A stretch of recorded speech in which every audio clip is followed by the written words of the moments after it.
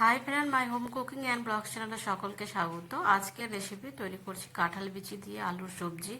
দেখুন, কাঁঠাল বিচি দিয়ে আলুর সবজিটা আমি কিভাবে রেডি করব। এখানে 2 থেকে 3টা মাঝারি সাইজের আলু নিয়েছিলাম, আর এরকম ছোট ছোট সাইজ করে কেটে নিয়ে পরিষ্কার করে ভালো করে ধুয়ে নিয়েছি। আর এখানে নিয়েছি কাঁঠাল বিচি। কাঁঠাল বিচিটাকেও এরকম ছিলে নিয়ে এরকম লম্বা লম্বা করে কেটে নিয়েছি। দেখুন এটা আমি কিভাবে রেডি করব এবার। আর এখানে গ্যাসটা অন করে একটা কড়াই বসিয়ে দিয়েছি, আর কড়াইটাকে ভালো করে হিট করে নিচ্ছি। কড়াইটা হিট হয়ে গেছে, দিয়ে দিয়েছি রিফাইন অয়েল। 3 থেকে 4 চামচ রিফাইন অয়েলটা আমি ব্যবহার করলাম। রিফাইন অয়েলটাকে ভালো করে হিট করে নেব। আপনারা চাইলে সরষের তেল ব্যবহার করতে পারেন। এবার দিয়ে দিচ্ছি গোটা জিরা, 1/2 চামচের মতো গোটা জিরেটা দিয়েছি। জিরেটা দেওয়ার পর হালকা একটু ভেজে নিচ্ছি। আর দিয়ে দিচ্ছি একটা শুকনো লঙ্কা। শুকনো লঙ্কাটা প্রয়োজন নেই, কিন্তু আমি জাস্ট এমনি একটা ব্যবহার করলাম। দেওয়ার পর ভালো করে আবারও নেড়েচেড়ে নিচ্ছি। কিছুক্ষণ সময় নিয়ে হালকা একটু ভেজে নিতে হবে। ভাজা হয়ে গেছে আমার। এবার এখানে দিয়ে দিচ্ছি আলু আর কাঁঠাল বিচি যেটা কেটে রেখেছিলাম। একসঙ্গে দুটোকেই আমি ভেজে নেব কিছুক্ষণ সময় নিয়ে। যতক্ষণ কালারটা চেঞ্জ না হয় ততক্ষণ অবধি ভালো করে এভাবে করে নেড়েচেড়ে নিয়ে ভেজে নেব।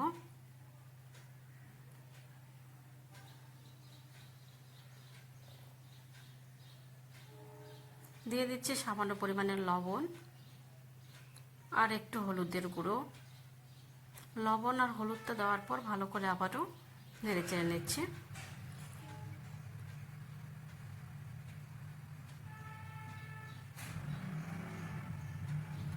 ভালো করে নেড়েচেড়ে নিয়েছি। এবার যতক্ষণ এটা ভাজা ভাজা হবে ততক্ষণ আমি মশলার পেস্ট তৈরি করে নেব। একটা মিক্সি জার নিয়ে নিয়েছি।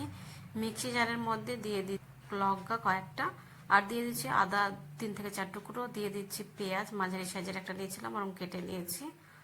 আর দিয়ে দিচ্ছি জল 2 চামচের মতো। এবার ঢাকনাটা দিয়ে বন্ধ করে পেস্টটা তৈরি করে নেব। পেস্টটা তৈরি করে নিয়েছি। এবার এটাকে সাইডে রেখে দিচ্ছি।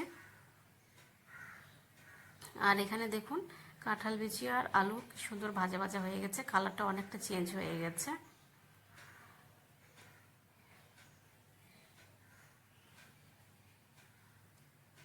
ভালো করে আবারও একটু নেড়েচেড়ে নিচ্ছে। আর এর মধ্যে যে পেস্টটা তৈরি করলাম সে পেস্টটা দিয়ে দিচ্ছি। এটা কিন্তু ওঠানোর প্রয়োজন নেই, এর মধ্যেই কিন্তু দিয়ে দিচ্ছি আমি।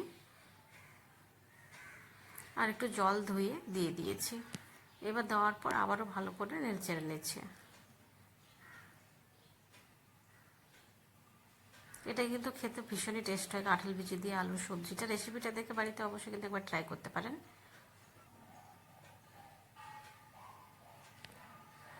এবার এখানে কিছু মশলা ব্যবহার করব।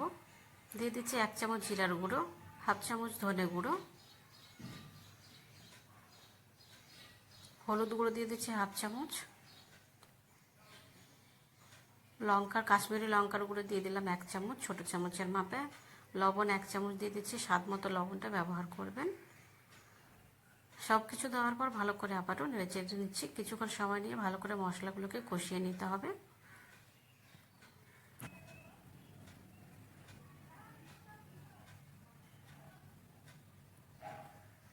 ভালো করে আমি মশলাগুলোকে কষিয়ে নিয়েছি।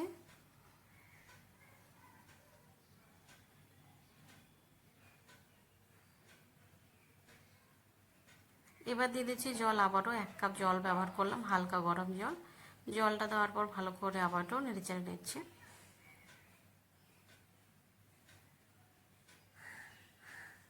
চারিদিকে এভাবে করে মিশিয়ে নিতে হবে জলের সঙ্গে। আর আবারও একটা ঢাকনা দিয়ে ঢেকে দিচ্ছি 2 থেকে 3 মিনিটের জন্য। 2 থেকে 3 মিনিট লো মিডিয়াম আছে ভালো করে রান্না করে নেব।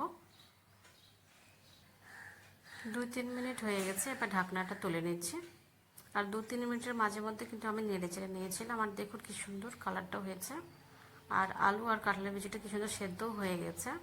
এটা গরম গরম ভাতের সঙ্গে রুটির সঙ্গেও আপনারা খেতে পারেন, কোনো প্রবলেম না। আপনাদের পছন্দ মতো আপনারা ব্যবহার করবেন কিংবা খাবেন। আর কিছুক্ষণ সময় নিয়ে আবারও ভালো করে একটু রান্না করে নেব। গায়ে গায়ে রাখবো, এটা এতটা ঝোল রাখবো না।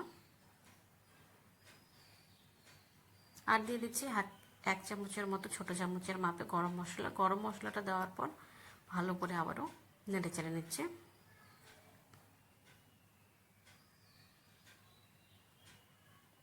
গরম মশলাটা দেওয়ার পর ভালো করে নেড়ে চেড়ে নিয়েছি।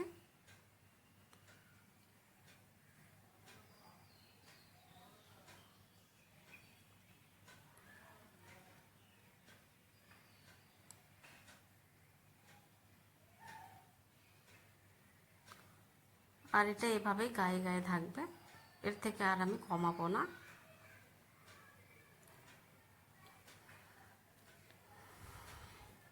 এটা রেডি হয়ে গেছে, এবার গ্যাসটা অফ করে নামিয়ে নিচ্ছি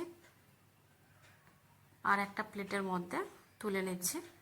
কাঁঠাল বিচি আলু দিয়ে সবজি রেসিপিটা রেডি হয়ে গেছে। আপনাদের এই রেসিপিটা কেমন লেগেছে? ভালো লাগলে অবশ্যই কমেন্ট করবেন। ভালো থাকুন, সুস্থ থাকুন, আর চ্যানেলটাকে কিন্তু অবশ্যই সাবস্ক্রাইব করে দেবেন। আবারও কোনো নেক্সট ভিডিওতে আপনাদের সাথে দেখা হবে।